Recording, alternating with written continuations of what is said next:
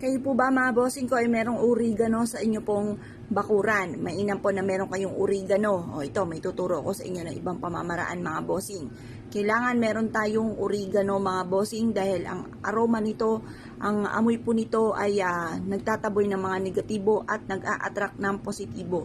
Kumuha po kayo ng 3 oregano, kagaya po nito mga bossing. Ito po bukod sa for healing, ito po yung nag-a-attract din ng swerte. Ngayon po mga bossing, gawin nyo ay kumuha po kayo ng 3. Pagkatapos kumuha kayo ng plato. Yan, para meron tayong yung ating ilalagay na asin ay hindi magme-melt sa sahig. Yan, ngayon po mga bossing, kailangan po natin ng asin, kagaya po nito.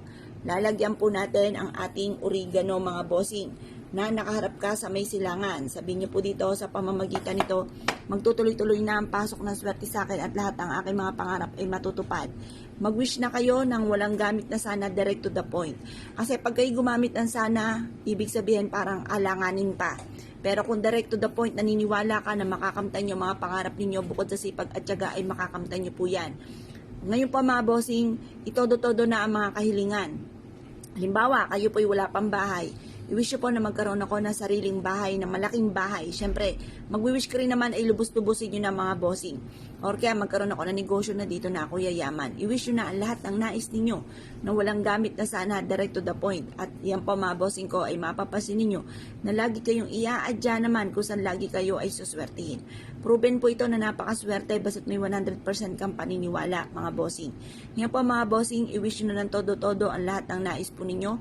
At pagkatapos mga bossing ko, ay ilagay nyo po ito or ibilad nyo muna ito sa sinag ng araw hanggang alas 8. At pagkatapos ng alas 8, kunin nyo po yung inyo pong binilad ng 3 oregano at pagkatapos ay ilagay sa may center table po ninyo or kaya sa hapagkainan kung saan kayo nakain or sa ilalim ng inyong higaan. Ang dulot po nito ay napakaswerte at may mapapasin nyo naman kaagad na parang instead na dati-dati lagi kami namalas, patikim lamang po ang swerte, ito naman marireverse ang mga magaganap.